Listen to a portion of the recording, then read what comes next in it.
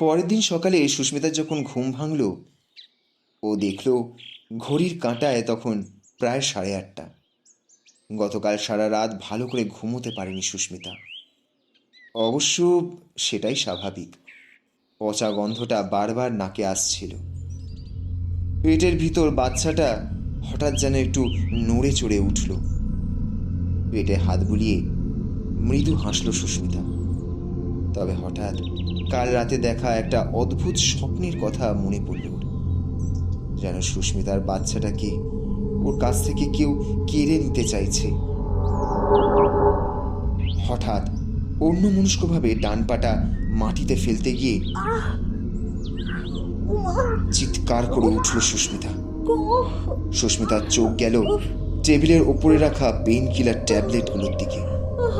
সুস্মিতা পেটে হাত বুলিয়ে বলল, তুমি যখন বড় হবে একদিন একদিন একদিন আমি তোমাকে গল্প করবো যে পায়ের অসহ্য যন্ত্রণা সহ্য করেও আমি তোমার ভালোর জন্য পেইন কিলার ট্যাবলেট খাইনি, যাতে যাতে তোমার কোনো ক্ষতি না হয়। হঠাৎ ঘরের দরজাটা খোলার আওয়াজ পেল। ও দেখল গোধূলি নিচে নেমে আসছে। ওর হাতে একটা ট্রে, তাতে রয়েছে চা বিস্কুট। বলি দিদিমণি, রাত্রে কেমন ঘুম হলো? কথাটা জিজ্ঞাসা করলো গোধূলি। না, তেমন ভালো নয়। তাও আর কি, বলছি গোধূলি, পায়ের যন্ত্রণাটা তো কিছুতেই কমছে না। মনে হয় সত্যি পাটা ভেঙেছে জানো। সকাল তো হয়েছে, আর দেরি করাটা মনে হয় ঠিক হবে না, বুঝলে। তাছাড়া তাছাড়া সৌরভ আর আমার বাড়ির লোকজনও তো নিশ্চয়ই খুব টেনশন করছে। তাড়াতাড়ি একটা হসপিটালে আমাকে নিয়ে যাওয়ার ব্যবস্থা করো প্লিজ। আর কাছাকাছি কোনো পুলিশ স্টেশনে একটা একটা ইনফর্মের ব্যবস্থা করো। আমি পারছি না। ব্যবস্থা করো বললে কি আর করা যায় দিদিমণি? এ তো আর আপনাদের ওই কলকাতা শহর নয়, এ হলো গিয়ে মফস্বল। কাল সন্ধে থেকে টানা আজ ভোর পর্যন্ত মুষলধারায় বৃষ্টি হয়েছে। বাড়ির বাইরে 1 কোমর জল দাঁড়িয়েছে, আর 1 পশলা বৃষ্টি নামলে বাড়ির ভেতরে জল ঢুকে যাবে। কথাটা শুনে যেন সুস্মিতার আরো টেনশন বাড়তে শুরু করলো। এ তো গোদের উপর বিস্ফোরা। কি হবে এখন? কিন্তু কিন্তু গোধূলি, তুমি যে বললে সকালবেলায় আমাকে হসপিটালে নিয়ে যাবে। তা বলি দিদিমণি, এই আপনাকে এখানে আটকে রাখার আমার তো কোনো স্বাদ নেই গো। কিন্তু কি করি বলুন? এই জলে তাহলে আপনাকে সাঁতার কেটে একাই যেতে হবে।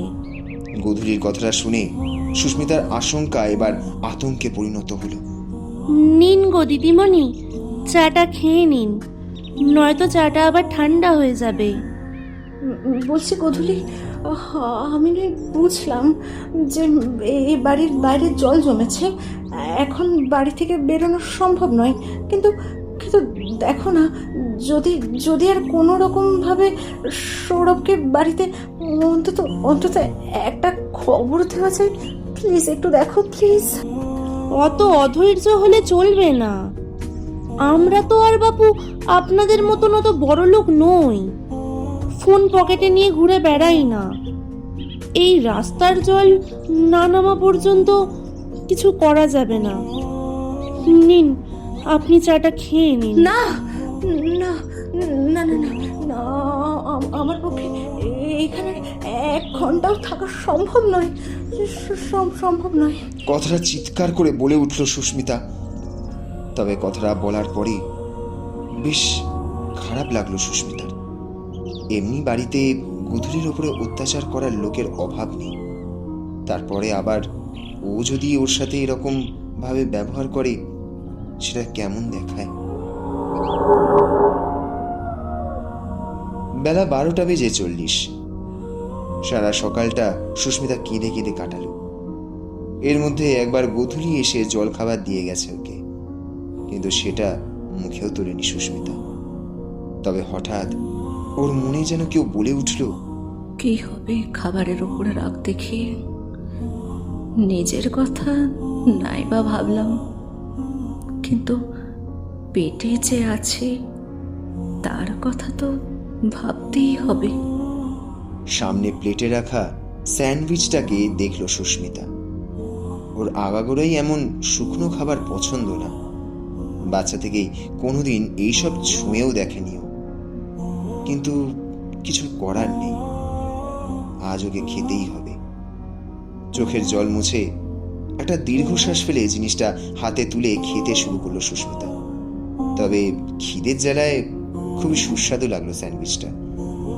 সুস্মিতা দেখলো যে ওর বিছানার ঠিক পাশেই একটা লুডোর বোর্ড পড়ে আছে টেবিলের উপর। এমন সময় ছোট ঘরটার দরজা খোলার আওয়াজ পেল সুস্মিতা। ও দেখলো গোধূলি ধীরে ধীরে নিচে নেমে আসছে, হাতে একটা প্লেটে সাজিয়ে আনছে দুপুরের খাবার। কোনো কিছু কি ব্যবস্থা করা গেল গোধূলি? আমি তো এবার চিন্তায় চিন্তায় পাগল হয়ে যাব। দেখি, আমার বরকে তো সবই বললাম। ও বলল একটা না একটা ব্যবস্থা আজকে সন্ধ্যের মধ্যে ঠিকই করবে। দেখা যাক। কিন্তু ঘরের বাইরে তো বেরিয়ে দেখি এই কুল থেকে ওই কুল সবই এক হয়ে গেছে।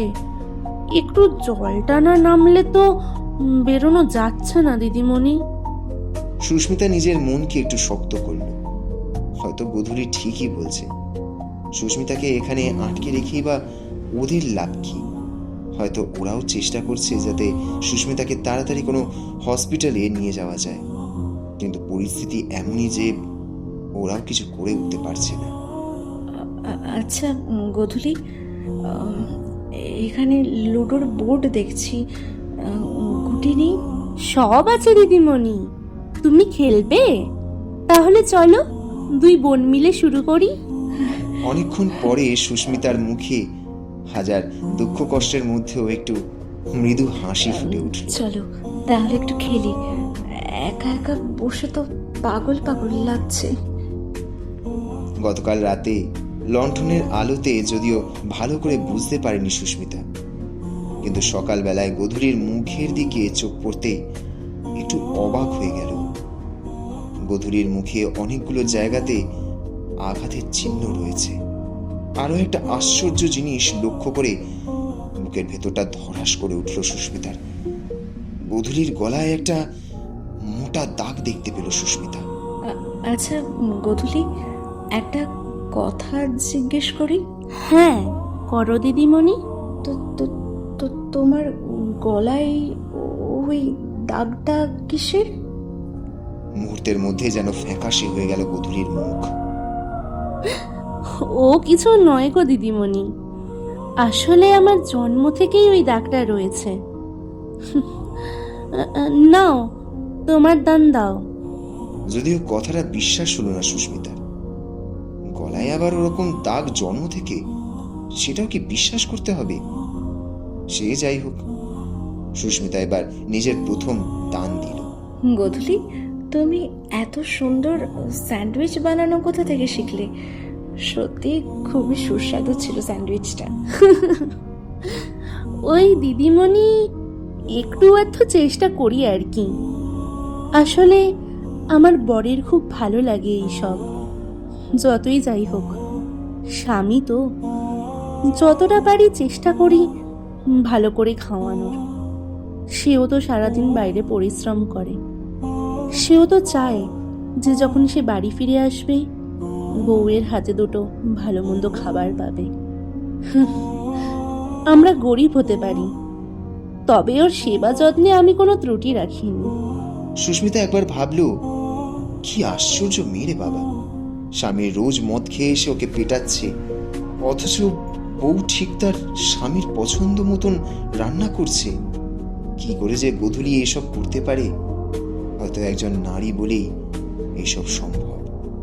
জানো গো দিদিমণি, আমি যখন ছোট ছিলাম মা বলতেন পুরুষের ভালোবাসা সে তো হলো কাঁচের গ্লাসের মতন, আর নারীর ভালোবাসা হলো সাগরের মতন গভীর।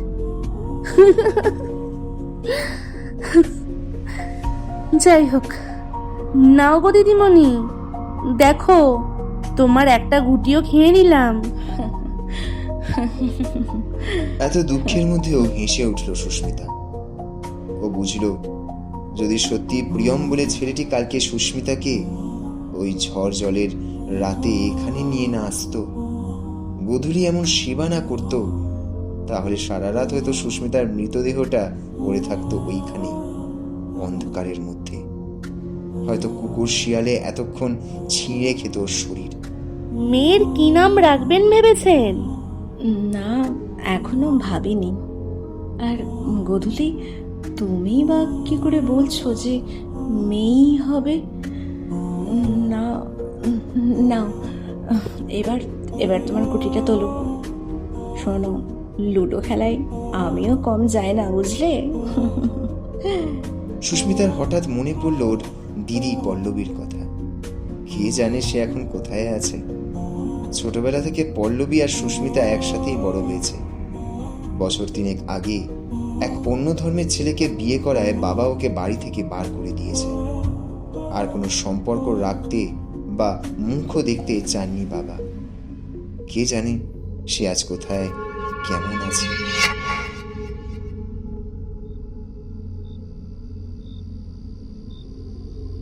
এই জায়গাটাতে সাধারণত খুব একটা কেউ আসে না। জায়গাটা কোনো এক সময় শ্মশান ছিল। শ্মশান বলাটা ভুল হবে, আসলে এটা ছিল একটা মহা শ্মশান। কৌশিকী অমাবস্যার রাতে বড় বড় সাধু ও সন্ন্যাসীদের সমাবেশ হতো এখানে। যতবা সেসব অনেক যুগ আগের কথা। চারিদিকে কাঁটা গাছ, ঝোপঝাড়ে পরিপূর্ণ। আশেপাশে 1-2 কিলোমিটারের মধ্যে হয়তো 1-2 বাড়ি আছে। তাতে মানুষ থাকে কিনা নিশ্চিতভাবে বলা মুশকিল। দূর থেকে একটা বিন্দুর মতন কিছু একটা আসছে, আস্তে আস্তে বড় হচ্ছে। সেটা একটা পুলিশের ভ্যান এসে একটা বটগাছের তলায় দাঁড়ায়। থানার হেড কনস্টেবল ত্রিনাথ বাবু পকেট থেকে একটা সিগারেট বার করে ধরিয়ে বললেন,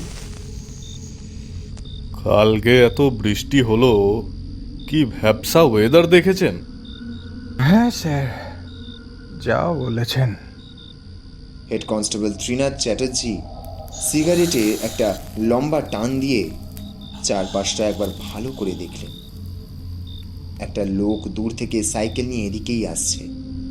গলায় একটা গামছা, গায়ে একটা নোংরা জামা। ত্রিনাথ চ্যাটার্জি চিৎকার করে ডাকলেন, এই এই এই, শুনুন শুনুন, একটু শুনুন এদিকে। লোকটা অবশ্য পুলিশের গাড়ি দেখে মনে হলো একটু ভয় পেয়েছে। সঙ্গে সঙ্গে সাইকেল থেকে নেমে হাত জোর করে আস্তে আস্তে এগিয়ে এলো ত্রিনাথ বাবুর কাছে। আজ্ঞে বাবু, বলেন। বলি, তোমার নাম কি হে? আজ্ঞে বাবু, আমার নাম হরিপদ। এবার ত্রিনাথ বাবু নিজের স্মার্টফোনটা বার করে একটা ছবি দেখিয়ে লোকটাকে জিজ্ঞাসা করলো, বলি, মেয়েটিকে কোথাও দেখেছো নাকি? কালকে রাতের বেলা থেকে কোনো খোঁজ নেই। এই কিছুটা দূরে একটা গাড়ি পাওয়া গেছে। ড্রাইভারটাকে কেউ মাথায় পাথর মেরে খুন করেছে। লোকটার মুখ দেখে ত্রিনাথবাবু বুঝলেন লোকটা ভয়ে একেবারে কাঠ হয়ে গেছে। আজ্ঞে না বাবু, আমরা তো গরিব মানুষ, রাতের বেলা এই দিকটায় সচরাচর কেউ আসে না। আসলে এটা তো শ্মশান এলাকা। লোকে বলে সন্ধে হলে ভূত প্রেতাত্মারা ছাড়া এখানে কেউ আসে না। ভূত প্রেত? ধুর, অত বাজে বকার তোমার সাথে আমার সময় নেই। তুমি তো এখানে কাছে পিঠেই থাকো। তুমি কি কোনোদিন সন্ধেবেলায় বেরিয়ে ভূত দেখেছো? আজ্ঞে বাবু, সন্ধেবেলা এখানে আসার সাহস হয় না। আমি ভূত দেখি নাই, তবে অনেকে বলে নাকি এখানে মাঝে মাঝে একটা বাচ্চা মেয়েকে বসে বসে কাঁদতে শুনেছে। আরো অনেকে নাকি দেখেছে একটা মেয়ে ছেলেকে। এখানে তো মাঝে মাঝে বাবুর রাত বিরাতে কোনো মেয়ে ছেলের এখানে আসার কথা নয়। শ্রীনাথবাবু সাহসী লোক, তবে পাশে দাঁড়িয়ে থাকা শক্তিপদ কনস্টেবল যে একটু ভয় পেয়েছে তার মুখ দেখেই বোঝা গেল। শক্তিপদ শুনেছিল কোনো একটা সময় নাকি এইখান দিয়ে কোনো একটা নদী বয়ে যেত, তার ধারেই ছিল একটা শ্মশান ঘাট। তবে কালের সাথে সবই এখন অতীত। তা বলছি, এখানে কাছে পিঠে কোনো বাড়িঘর আছে নাকি? না বাবু, বাড়িঘর তো এখানে কাছে পিঠে নেই, আর ভূতের ভয় এখানে কেউ বাসও করে না। তবে আরো এক ক্রোশ পথ গেলে তারপরে একটা পুরনো জমিদার বাড়ি আছে। এখন গাছপালায় ভর্তি, লোকে তো সেটাকে ভূতের বাড়ি বলে। অনেকে বলে ওই বাড়িতে নাকি পাগলি বুড়ি থাকে। ও বুড়ির মাথা খারাপ, শাক পাতা খেয়ে জীবন চালায়। 1 বছর আগে ওর ওর ছেলে নিজের বউকে খুন করে জেলে গেল। তারপর থেকে ওই বুড়ি পাগল হয়ে ওখানে ঘোরে আর ওই বাড়িতেই থাকে। তা বাবু, ওখানে গিয়ে একটু খোঁজ করতে পারেন। দুপুরবেলাটা গোধূলির সাথে লুডো খেলে গল্প করে অনেকটা সময় কাটিয়েছিল সুস্মিতা। তবে দুপুরের খাবার খাওয়ার পর হঠাৎ সুস্মিতার যা ঘুম হলো তা এসে ভাঙল সেই রাতের বেলায়। ঘুম থেকে উঠে ঘরের আশেপাশে তাকিয়ে রইল, কিন্তু আরও একটা চিন্তার বিষয় সুস্মিতাকে আঁকড়ে ধরল। বাড়িতে সাধারণত দিনের বেলায় কোনোদিনও এতক্ষণ ঘুমায় নাও, তবে আজ কেন? টেবিল থেকে নিজের খুলে রাখা হাতঘড়িটা নিয়ে ও দেখল ঘড়ির কাঁটায় এখন প্রায় রাত 8টা। চারিদিকে অন্ধকার। বেসমেন্টের উপরে ছোট ছোট ভেন্টিলেটর দিয়ে আবছা আলো আসছে। তবে খানিক্ষণ পরেই সুস্মিতা দেখল বেসমেন্টের দরজাটা হঠাৎ খুলে গেল। একটা মৃদু পায়ের আওয়াজ পেল। সুস্মিতার বুঝতে বাকি রইল না যে এটা গোধূলির পায়ের আওয়াজ নয়। তাহলে কে? প্রিয়ম। কিন্তু ওই নোংরা লোকটা কেন আসছে? তাহলে কি ওর কোনো খারাপ উদ্দেশ্য রয়েছে? সুস্মিতা এবার বেসমেন্টের আবছা আলোতে যা দেখল তার জন্য একদমই প্রস্তুত ছিল না। বেসমেন্টের সিঁড়িতে দাঁড়িয়ে রয়েছে একটা বছর 7 বাচ্চা মেয়ে। কে কে কে কে কে কে ওখানে? কিন্তু মেয়েটা কোনো সাড়া শব্দ কিছু দিল না, ঠায় দাঁড়িয়ে রইল বেসমেন্টের সিঁড়ির ওপর। ঠিক সেই মুহূর্তে হঠাৎ উপর থেকে একটা চিৎকার শোনা গেল। এই খনা, খনা কোথায়? কোথায় তুই? চিৎকার শুনে মেয়েটা তড়ি ঘড়ি করে উপরে উঠে গেল। অন্ধকারে ভালো করে বুঝতে না পারলেও সুস্মিতা এইটুকু বুঝল যে বাচ্চা মেয়েটি যেন সুস্মিতাকে কিছু একটা বলতে চাইছিল। কিন্তু আরও একটা বিষয় হলো, ওই বাচ্চা মেয়েটি কে? গোধূলি তো বলেছিল ওর কোনো বাচ্চা কাচ্চা নেই। তাহলে কি ও মিথ্যে কথা বলেছিল?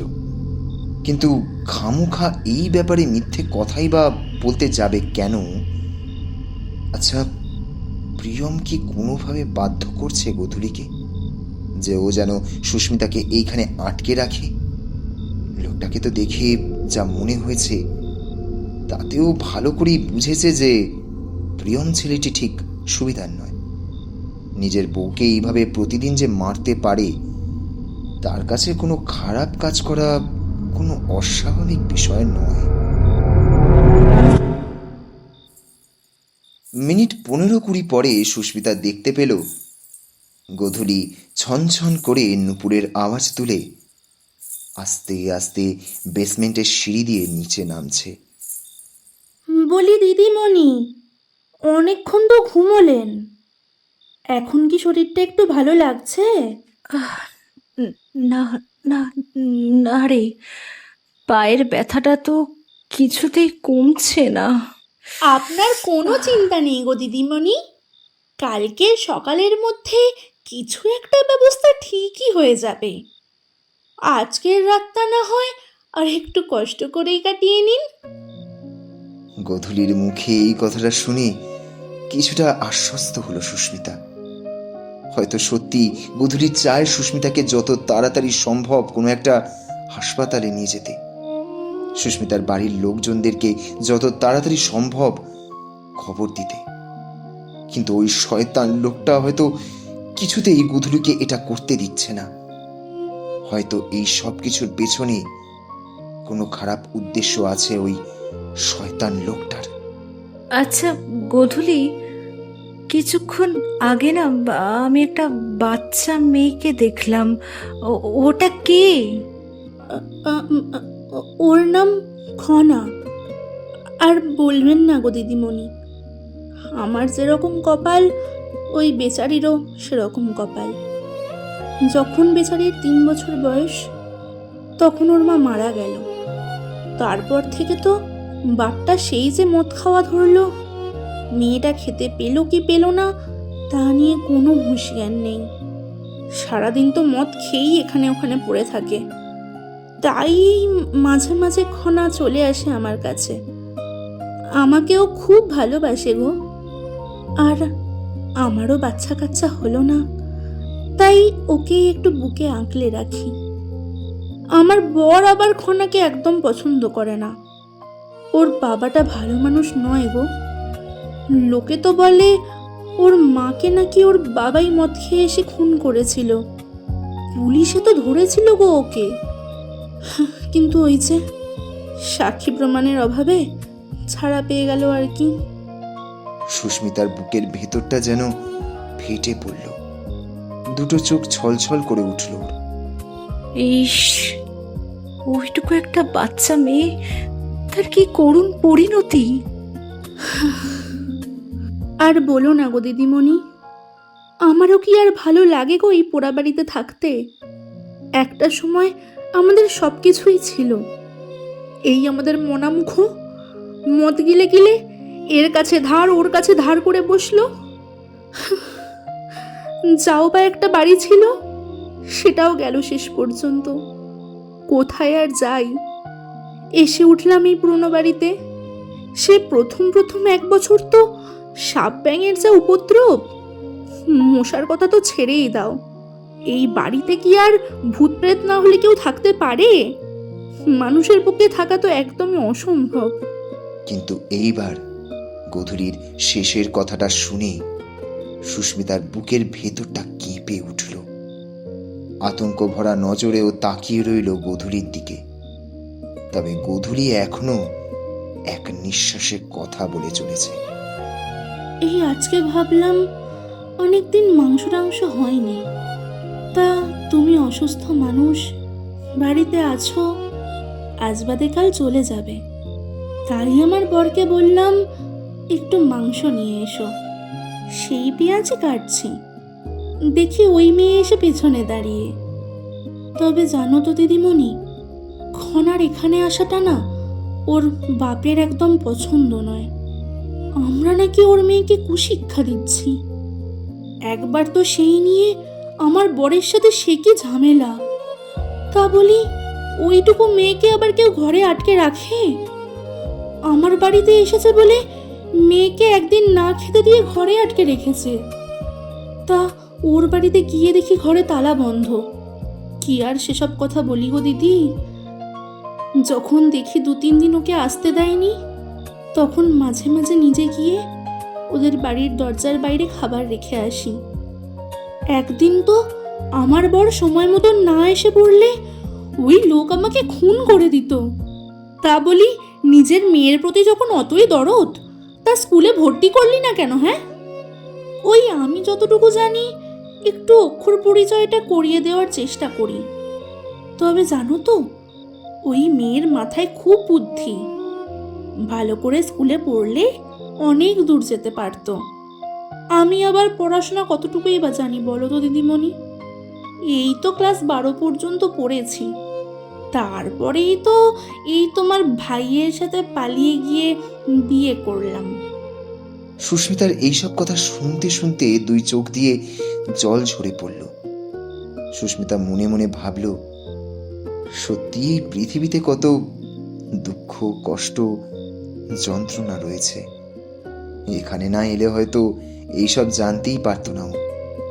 আসলে আমরা যে সভ্য সমাজে বাস করি, তার বাইরেও যে একটা অন্ধকারের জগৎ আছে, আর সেই জগতে পড়ে আছে গোধূলি এবং খনার মতন আরো কত মানুষ। তার কোনো ধারণাই আমাদের কাছে নেই। তবে গোধূলির প্রতি শ্রদ্ধা হলো সুস্মিতার। এই মেয়েটি কখনো একজন খারাপ মহিলা হতেই পারে না, এটা এতক্ষণে দৃঢ় বিশ্বাস হয়েছে সুস্মিতার। এইখান থেকে সুস্মিতার বেরোনোর একমাত্র ভরসা হলো এই গোধূলি।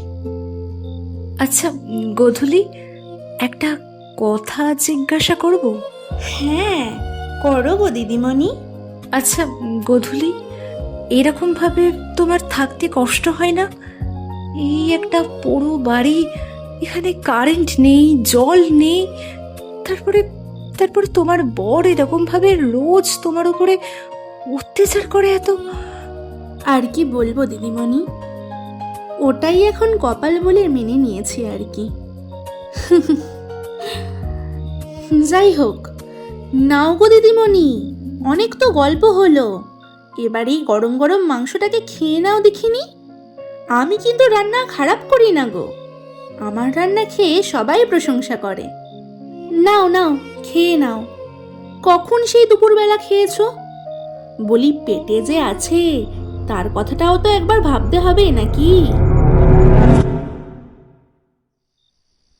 ঘড়ির কাঁটায় এখন প্রায় রাত 1:30। সুস্মিতা অকাতরে ঘুমোচ্ছে বেডের উপর। তবে ঠিক এমন সময় গত রাতের সেই পচা গন্ধটা আবার এসে ধাক্কা খেলো ওর নাকে। সুস্মিতার ঘুমটা আচমকায় ভেঙে গেল। ও যেন আবার অনুভব করলো সুস্মিতা ছাড়াও এই ঘরের ভেতরে আরো অন্য কেউ রয়েছে। একটা আশ্চর্য শব্দ আসছে বেসমেন্টের পেছনের ছোট ছোট ভেন্টিলেটরগুলো দিয়ে। মনে হচ্ছে কেউ যেন মাটি খুঁড়ছে। সুস্মিতার শিরদাঁড়া দিয়ে একটা ঠান্ডা স্রোত বয়ে গেল। ওর মনে চলতে থাকলো, মাটি খুঁড়ছে, কিন্তু কিন্তু কেন? আর আর এত রাতে? পরের দিন যখন সুস্মিতার ঘুম ভাঙল, তখন ঘড়ির কাঁটায় সকাল 8টা। সুস্মিতা হঠাৎ ওর পেটের ভেতরে একটা লাথি অনুভব করল। পেটে হাত বুলিয়ে সুস্মিতা বলল, এই তো আর আর আর কিছুক্ষণ পরেই আমরা আমরা আমরা বাড়ি যাব। এই তো আর কিছুক্ষণ পরে আমরা বাড়ি যাব সোনা। তবে হঠাৎ সুস্মিতার প্রচণ্ড জোরে টয়লেট পেয়েছে, কিন্তু এই ভাঙা পা নিয়ে বাথরুম পর্যন্ত যাওয়া তার পক্ষে সম্ভব নয়। পায়ের ব্যথাটা আরও বেড়েছে। সুস্মিতা একটা দড়ি ধরে টান মারতেই কিছুক্ষণের মধ্যে বেসমেন্টের দরজাটা খুলে গেল। গোধূলি এসে দাঁড়ালো ওর সামনে। বলি দিদিমণির কি আজ একটু উঠতে দেরি হলো? ও ওই আর কি। বেশ, আর দিদিমণি আপনাকে এখানে আর বেশিক্ষণ থাকতে হবে না। আজকে সকালবেলা উঠেই তড়িঘড়ি করে বরকে পাঠিয়েছি একটা ব্যবস্থার জন্য, এই এলো বলেও। গোধূলির কথাটা শুনে আনন্দে যেন সুস্মিতার মনটা ভরে উঠল, তবে মুখে কোনো ভাব প্রকাশও করল না। বাহ, এটা তো ভালো খবর। আসলে গোধূলি আমি একটু টয়লেটে যেতাম। সেটা তো বুঝতেই পেরেছি দিদিমণি। দাঁড়ান, আপনার বেড প্যানটা বাথরুম থেকে নিয়ে আসি। আর হ্যাঁ, টয়লেটটা সেরে নিয়ে হাত মুখ ধুয়ে একটু তাড়াতাড়ি কিছু খেয়ে নিন। হ্যাঁ, আপনার ভাই আবার এসে পড়লে তাড়াতাড়ি বেরোতে হবে। গৌরীর কথাটা শুনে যেন নতুন জীবন ফিরে পেল সুস্মিতা। সুস্মিতা তাড়াতাড়ি সব সেরে নিয়ে অল্প কিছু খেয়ে নিল। সেই সময় পাশ থেকে গধূলি বলল, দিদিমণি, কিছু মনে না করলে একটা কথা জিজ্ঞাসা করি? হ্যাঁ, করো না। চায়ে চুমুক দিতে দিতে কথাটা বলল সুস্মিতা। তা বলছি, আমরা তো গরিব মানুষ, এই ভাঙাচোরা বাড়িতে থাকি, তো দুদিন তো নিশ্চয়ই অনেক কষ্ট হয়েছে তোমার থাকতে। সুস্থ হয়ে বাড়ি ফিরে গেলে এই গরিব মনটার কথা ভুলে যাবে না তো? কখনো কি ভুলতে পারি? তুমি যেভাবে দুটো দিন আমার সেবা করলে, আমি সারা জীবন সেটা ভুলবো না। কথাটা বলতে বলতে সুস্মিতার দুটো চোখ যেন ছলছল করে উঠল। ঠিক আছে গো দিদিমণি, আমি যাই, আবার ওইদিকে রান্নাটা একটু দেখি। এই তোমার ভাই এসে পড়লো বলে। নাও দেখিনি, খাবারটা তাড়াতাড়ি খেয়ে নাও। আর হ্যাঁ দিদিমণি, একটা কথা বলি, কিছু মনে করো না। বলি, পোয়াতি মেয়ে মানুষের এরকম মাথার চুল কিন্তু খুলে রাখতে নেই। চারিদিকে কত অতৃপ্ত প্রেতাত্মারা ঘুরে বেড়াচ্ছে। তারা তো চায় নতুন শরীর ধারণ করতে, তারা কিন্তু ওই চুল দিয়ে এই শরীরে প্রবেশ করতে পারে। আচ্ছা গধূলি, কালকে রাতে একটা জিনিস হঠাৎ মনে হলো। পেছনে কেউ যেন মাটি খুঁড়ছিল। ও কিছু নয় গো দিদিমণি, আমি এখন আসি। হ্যাঁ, কথাটা বলে গধূলি নুপুরের চঞ্চল আওয়াজ করতে করতে উপরে উঠে গিয়ে বেসমেন্টের দরজাটা লাগিয়ে দেয়। জায়গাটা বেশ নির্জন। টানা দুদিন বৃষ্টির পরে আজকে হালকা যেন একটু রোদের ঝলক দেখা যাচ্ছে। একটা অটো এদিকেই আসছে। অটো থেকে নেমে দাঁড়ালো প্রিয়ম। পকেট থেকে একটা ফোন বার করে একটা আননোন নাম্বারে ডায়াল করলো। হ্যালো, হ্যাঁ বলো কি ব্যাপার? হ্যাঁ, সব কিছু রেডি আছে, তবে আজকের মধ্যে ডেলিভারি করাতে হবে। আচ্ছা সেসব তো নয় বুঝলাম, কিন্তু কেউ সন্দেহ করছে না তো? না, সন্দেহ আবার কে করবে? পুলিশের বাপের সাধ্য নাই এই জায়গাটা নাগাল পাবে। বাচ্চারা ডেলিভারি হয়ে যাওয়ার পরে মেয়েটির বডিটা কোথায় পুঁততে হবে সেই জায়গাটারও ব্যবস্থা করে রেখেছি। সেসব তো নয় ঠিক আছে, কিন্তু আমি কোনো পুলিশের ঝামেলার মধ্যে পড়তে চাই না, আগে থেকেই বলে রাখলাম। আরে বাবা, বললাম তো পুলিশের কোনো ঝামেলা হবে না। প্রায় তো দুদিন হতে চললো, পুলিশ এখনো কোনো কিছু নাগাল করতে পারেনি। আচ্ছা বেশ, টাকাটা রেডি আছে তো? হ্যাঁ হ্যাঁ, সব টাকা রেডি আছে, একদম হাতে নাতে ক্যাশ দেব। ঠিক আছে, তাহলে পুরনো বাড়িতে দুপুর 12টার মধ্যে চলে আসবো। এখন রাখলুম। হ্যাঁ ডাক্তারবাবু। ফোনটা কেটে দিল প্রিয়ম। নিজের অজান্তে মুখে একটা পৈশাচিক হাসি ফুটে উঠল। আর আমাকে কেউ কোনোদিনও নাপুংসক কাপুরুষ বলতে পারবে না। আজ আমার স্বপ্ন সত্যি হবেই।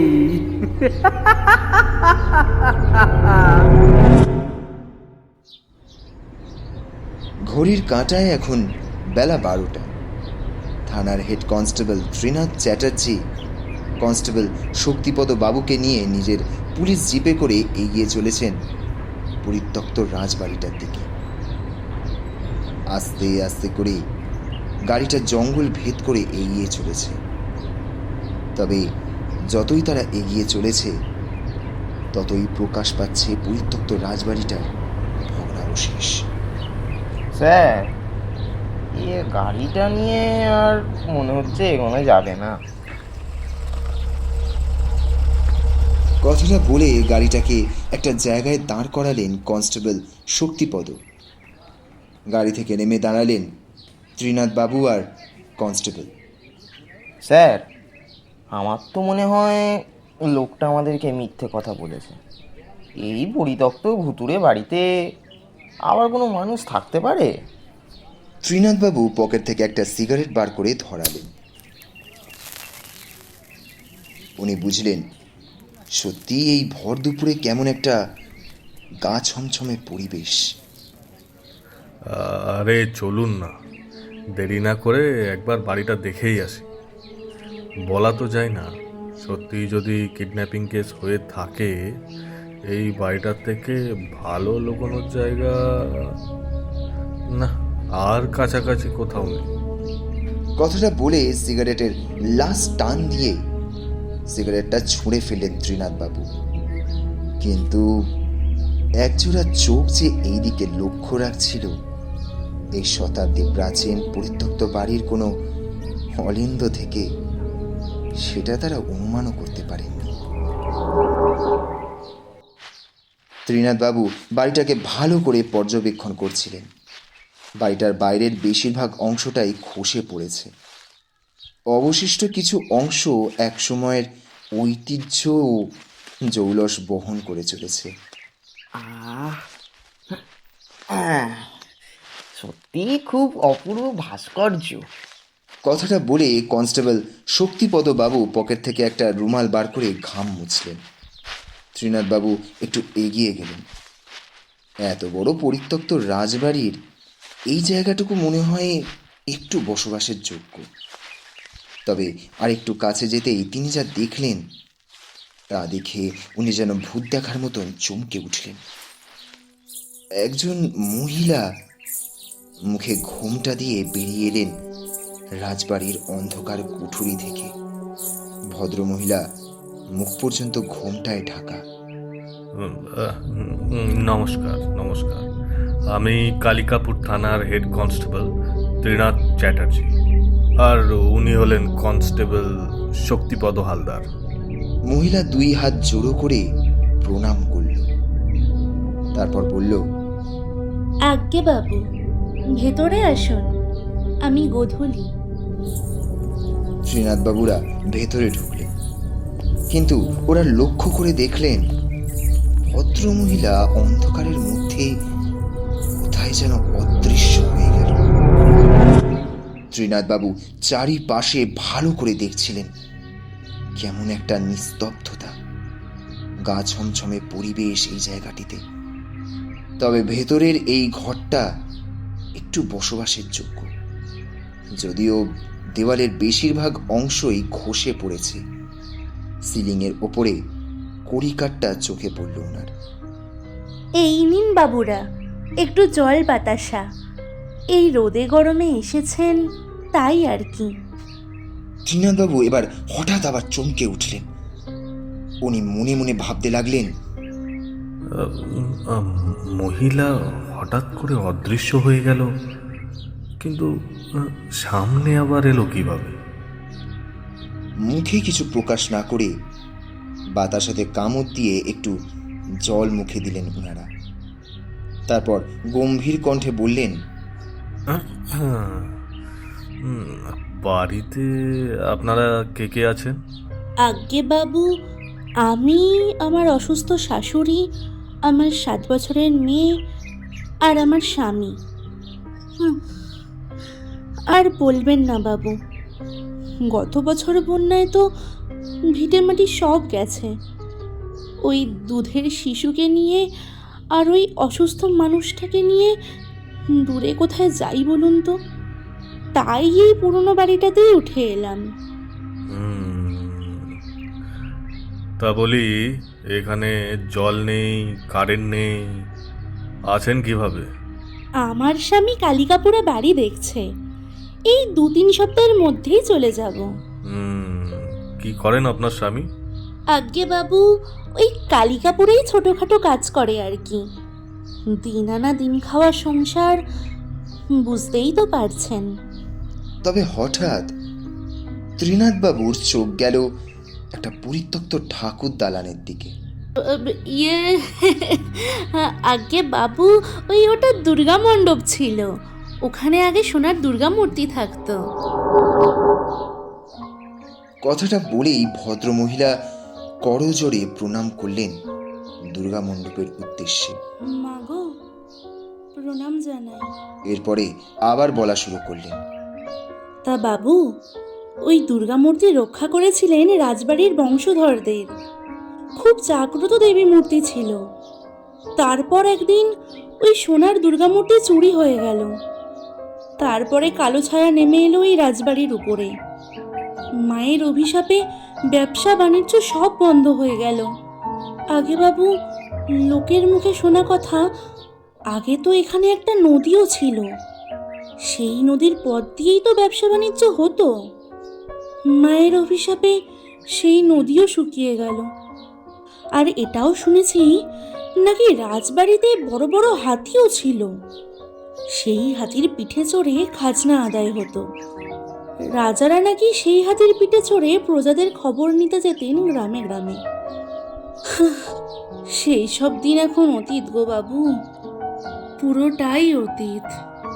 ত্রিনাথবাবু যেন কোথায় হারিয়ে যাচ্ছিলেন এই রহস্যময় মহিলার কথা শুনতে শুনতে।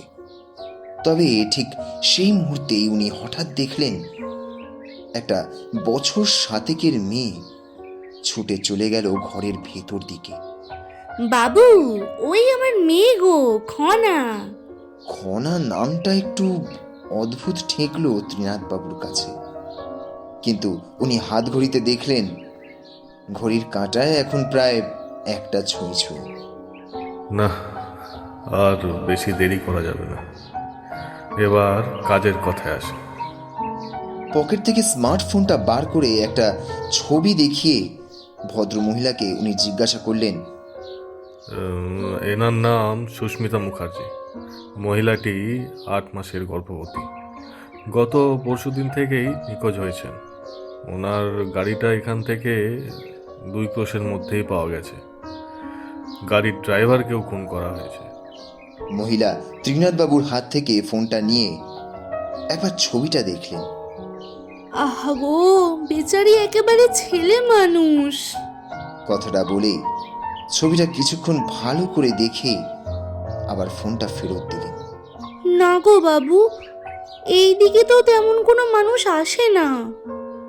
মানুষ বলতে এই আমরা আছি বাবু। আমি তো এনাকে দেখিনি। আহারে, এই অবস্থায় না জানি কোথায় আছে বেচারি। আপনার বর কি বাড়িতে আছেন? না, মানে উনি যদি কোথাও দেখে থাকেন, ওই জন্যই বলছিলাম আর কি।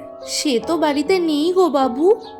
সকালবেলাতেই কাজে বেরিয়ে গেছে, সেই রাতে বাড়ি ফেরে। আচ্ছা, আমরা কি বাড়ির চারপাশটা একটু ভালো করে দেখতে পারি? যদি মেয়েটি এখানে কোথাও লুকিয়ে থাকে আশেপাশে। হ্যাঁ গো বাবু, তা পারেন বই কি। আচ্ছা, আমাকে এবার উঠতে হবে গো বাবু। যাই ওইদিকে, আবার অনেক কাজ। কথাটা বলে ভদ্রমহিলা আবার অন্ধকারে অদৃশ্য হয়ে গেলেন। থানার হেড কনস্টেবল ত্রিনাথবাবু ভালো করে ঘুরে ফিরে বাড়িটাকে দেখলেন। চারিদিকে শুধু ভগ্নাবশেষ, এছাড়া প্রাণের কোনো চিহ্নত নেই। আর যেইভাবে প্ল্যান করে ড্রাইভারটিকে খুন করে ভদ্রমহিলাকে কিডন্যাপ করা হয়েছে, এই কাজ এদের দ্বারা সম্ভব নয়।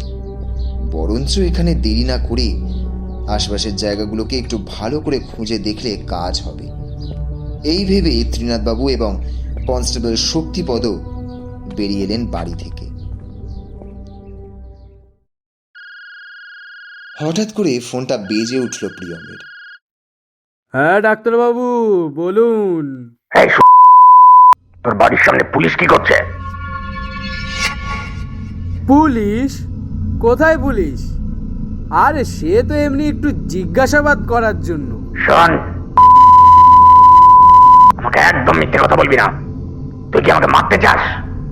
যা যা, এইসব কাজ অন্য ডাক্তারকে দিয়ে করা। আমি তোকে আগেই বলেছিলাম, পুলিশের কোনো ঝামেলা হলে বা কেউ সন্দেহ করলে কিন্তু আমি এসব করতে পারবো না। আরে ডাক্তারবাবু, আপনি এই তীরে এসে তড়ি ডোবাচ্ছেন কেন?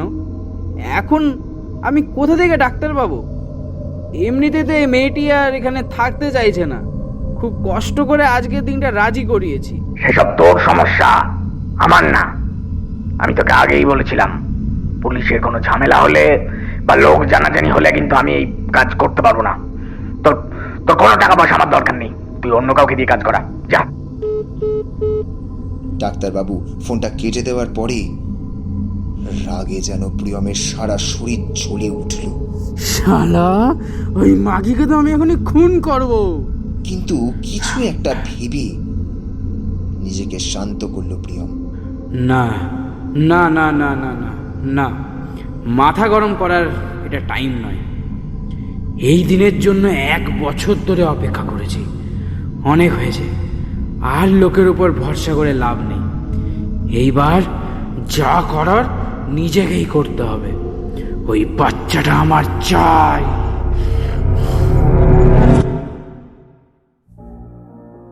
সারাটা দিন আশায় আশায় বসে রইল সুস্মিতা। হসপিটালে নিয়ে যাওয়া তো দূরের কথা, গোধূলিকেও একটা বারের জন্য দেখতে পেল না। এমনকি আজকে দুপুরের খাবার দিতেও সে এলো না। ভেতরে যে কি ঘটছে সুস্মিতা এসবের কিছুই বুঝতে পারছে না। তবে এদের উদ্দেশ্য যে ভালো নয় সেটা খুব ভালো করেই বুঝতে পারছে সুস্মিতা। সুস্মিতার এবার মনের ভেতরে একটা ভয় ঢুকলো। তাহলে কি এই সব কিছু মিথ্যে? তাহলে কি ওরা সুস্মিতাকে এখানে আটকে রাখার চক্রান্ত করছে? এইখানেই কি তাহলে মরতে হবে সুস্মিতাকে? এসব ভাবতে ভাবতেই কখন যেন ওর চোখটা লেগে গেল। বেসমেন্টের দরজা খোলার আওয়াজে যখন ঘুম ভাঙল সুস্মিতার, তখন বাইরে বিকেল নেমে এসেছে। ও দেখল গোধূলি নূপুরের শব্দ তুলে এই দিকেই আসছে। তবে তার মুখে এখন আর কোনো সরলতা নেই। কি হলো গোধূলি? তুমি বললে যে আমাকে সকালবেলা হসপিটালে নিয়ে যাবে।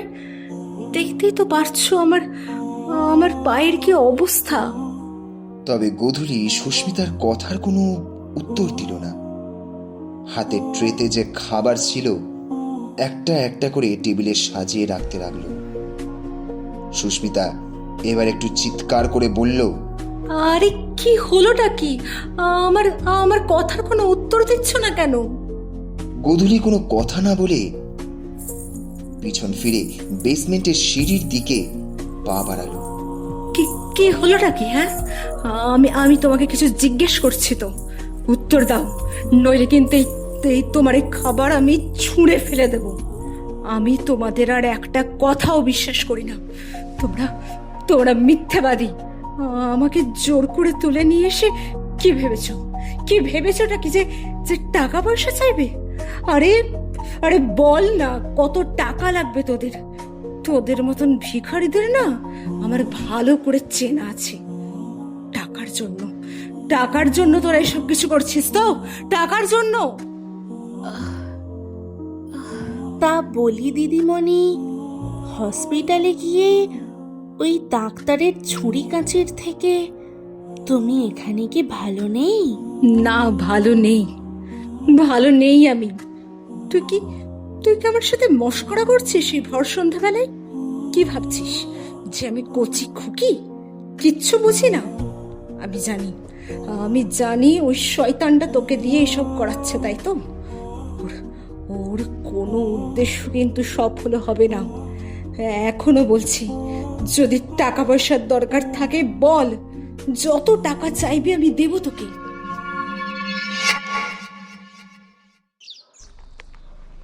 ঘড়ির কাঁটায় এখন বেলা 11:30।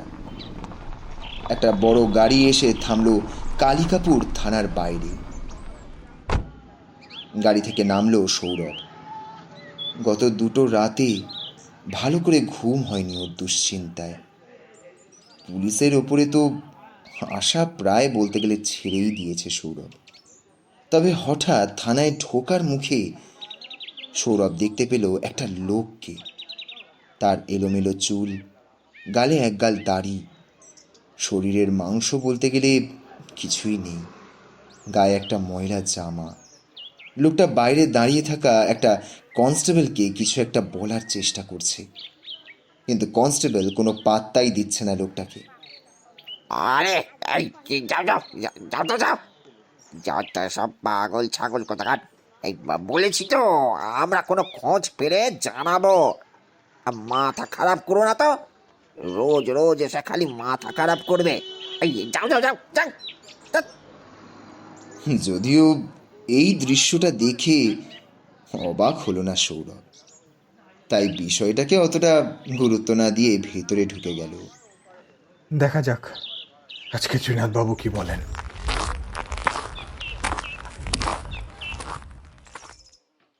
ত্রিনাথবাবু নিজের ঘরেই বসেছিলেন। ঠিক এমন সময় ওনার দরজার বাইরে এসে একটা লোক দাঁড়ায়।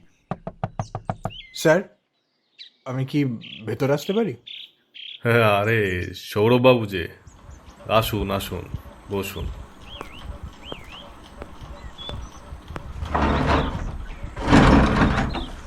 আরে আপনার ওয়াইফের মিসিং কেসটা নিয়েই তো গত 3 দিন ধরে পড়ে আছি।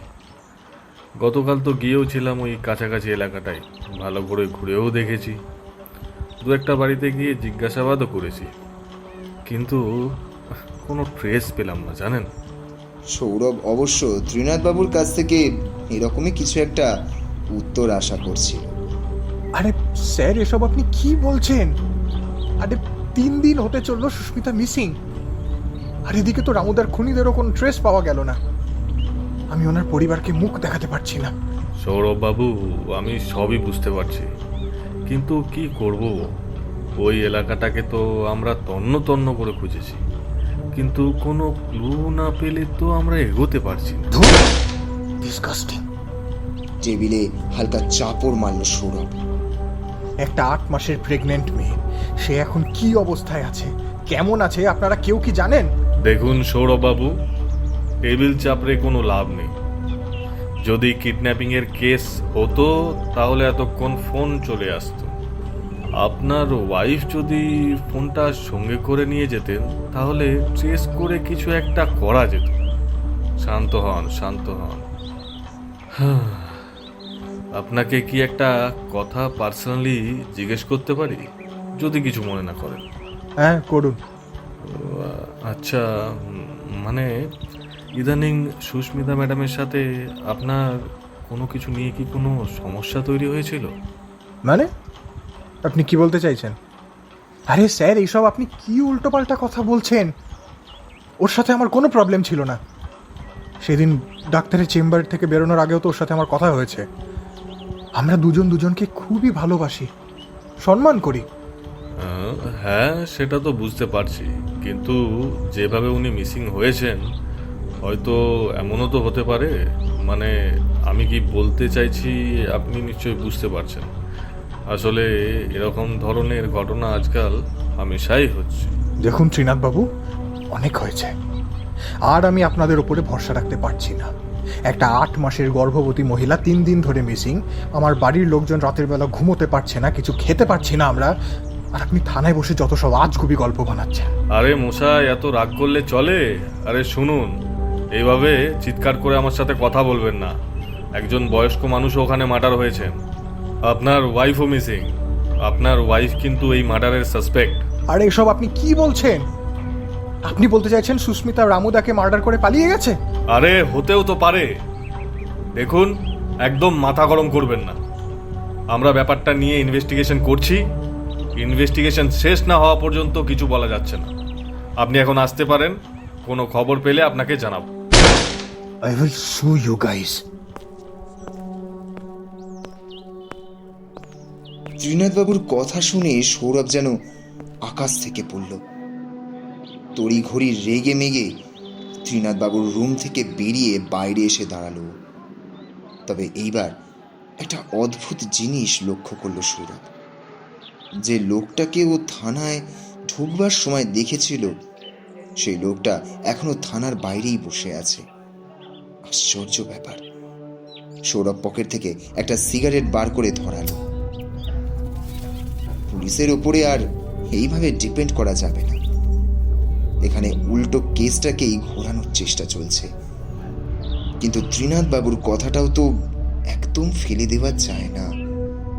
এইভাবে সুস্মিতা কোথায় হাওয়া হয়ে গেল? কিন্তু সৌরভ তো সুস্মিতাকে যতটা চেনে, সুস্মিতা এই কাজ কখনোই করতে পারে না, তাও আবার এই অবস্থায়। সৌরভ আস্তে আস্তে লোকটির কাছে গিয়ে দাঁড়ালো। আপনার সাথে কি একটু কথা বলতে পারি? হ্যাঁ বাবু, বললেন। আপনি কি কাউকে খুঁজছেন? লোকটা এবার হাউমাউ করে কেঁদে উঠল। আগে বাবু, আমার মেয়ে পাপড়ি 6 মাস ধরে নিখোঁজ। মরা মেয়েটাকে তো কিচ্ছুই দিতে পারিনি বাবু। কতবার করে বারণ করেছিলাম, ছাগল চড়াইতে চড়াইতে ওইদিকে যাসনি বাবু। ছাগল চড়াইতে চড়াইতে এসে পুরোটা মন্দির পেরিয়ে একবার চলে গেছিল ওইদিকে। তারপর থেকে আর আমার মেয়ের কোনো খোঁজ নাই বাবু, আর কোনো খোঁজ নাই বাবু। ব্যাপারটা আশ্চর্য লাগলো সৌরভের। পুরনো মন্দিরের ওখান থেকে এনার মেয়েও নিখোঁজ হয়েছে, যেখান থেকে ঠিক সুস্মিতা নিখোঁজ হয়েছিল। পুলিশ কি বলছে? তাকে পুলিশ তো কিছুই বলছে না বাবু। মা মরা মেয়েটা না জানি কোথায় কি অবস্থায় আসছে। তবে বাবু, আমার আমার আমার মনে হয় ওই ডাইনি আমার মেয়েকে আটকে রেখেছে ওই পিশাচ বাড়িতে। ওই ডাইনির যে বাচ্চাদের উপরে খুব লোভ। ডাইনি? কোন ডাইনি বলুন তো? সে অনেক কথা গো বাবু। আজকে রাতের বেলায় পুরনো মন্দিরের ওখানে দেখা করেন, রাত 12টার পর। আমি আমি আপনার জন্য অপেক্ষা করব, সব খুলে বলবো। আমিও তো শুনলাম আপনি নাকি আপনার বউকে খুঁজছেন। হ্যাঁ, কিন্তু আপনি কি করে জানলেন? আগে ওই কনস্টেবলরা বলা বলি করছিল, ওনাদের মুখে শুনলাম। আমার মনে হয় ওই ডাইনি আপনার বউকে ওই পিশাচ বাড়িতে আটকে রেখেছে গো বাবু। আজকে রাত 12টার সময় পুরনো মন্দিরের পেছনে চলে আসেন, আমি অপেক্ষা করব। কিন্তু আপনি যদি জানেন যে আপনার মেয়ে ওখানে আছে, তাহলে আপনি নিজে গিয়ে নিয়ে আসছেন না কেন আপনার মেয়েকে? ওই ডাইনি থেকে কেউ বাঁচতে পারে না গো বাবু। ওই পিশাচ বাড়িতে আজ পর্যন্ত যারা ঢুকেছে কেউ বের হয়ে আসেনি। আজকে রাতের বেলায় পুরনো মন্দিরের পেছনে আসেন।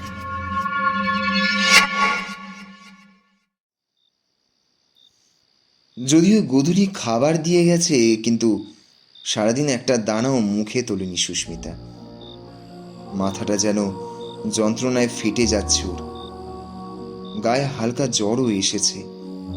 এখান থেকে বেরোনো যে তার পক্ষে এই জীবনে অসম্ভব, তা ইতিমধ্যে বুঝতে পেরেছে সুস্মিতা। পা একদমই ফেলতে পারছে না। মনে হচ্ছে গোড়ালির হাড়টা নিশ্চয়ই ভেঙেছে।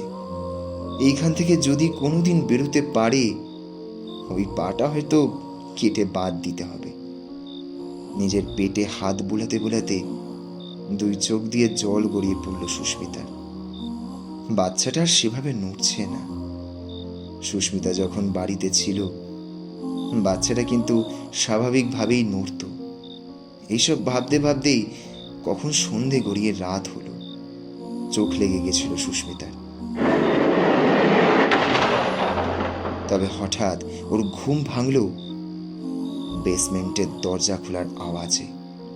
সুস্মিতা প্রথমে ভাবল হয়তো গোধূলি এসেছে রাতের খাবার দিতে, কিন্তু সুস্মিতা আশ্চর্য হয়ে গেল। না, গোধূলি না। বেসমেন্টের সিঁড়ি বেয়ে নিচে নেমে আসছে প্রিয়ম। হাতে একটা বড় ট্রে, আর তার মধ্যে সাজানো আছে ছুরি কাঁচি জাতীয় কিছু সরঞ্জাম। লোকটার উদ্দেশ্য যে ভালো নয় সেটা অনেক আগেই বুঝতে পেরেছিল সুস্মিতা, কিন্তু এইসব নিয়ে এত রাতে লোকটা এখানে আসছে কেন? সুস্মিতা কিছু একটা বুঝতে পেরে চিৎকার করে উঠল।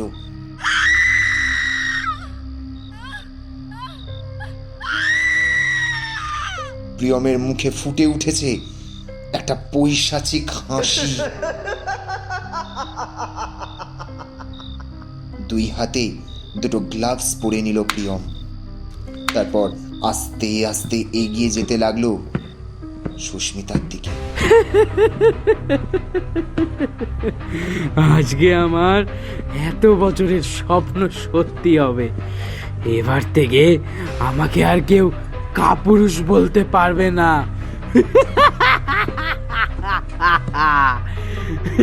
লোকটা আস্তে আস্তে এগিয়ে আসছে সুস্মিতার দিকে। সুস্মিতা হঠাৎ করে নিজের ডান পা দিয়ে জোরে লাথি মারলো প্রিয়মকে। তবে রে মাগি, তোর এত বড় সাহস, তুই আমাকে লাথি মারিস? চিৎকার করে উঠল। তারপর তড়ি ঘড়ি উঠে ট্রে থেকে একটা ইঞ্জেকশন নিয়ে সুস্মিতার হাতে বিদ্ধে যাবে, হঠাৎ কেউ যেন পেছন থেকে মাথায় একটা বাড়ি মারলো প্রিয়মের। মাটিতে কিছুক্ষণের জন্য লুটিয়ে পড়ল। প্রথমে ও ভাবলো হয়তো গোধূলি, কিন্তু না, প্রিয়মের পেছনে দাঁড়িয়ে আছে একটা বছর 7 মেয়ে।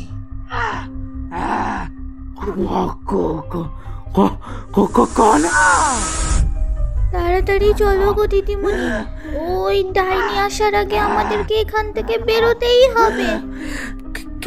কিন্তু কিন্তু খনা, আমার তো পা ভেঙে গেছে। আমি তো হাঁটতেই পারছি না। তো তুমি আমাকে ভর দিয়ে আসো দিদিমণি, ডাইনি কিছুক্ষণের মধ্যেই চলে আসবে। আজকে আবার আমাবস্যা।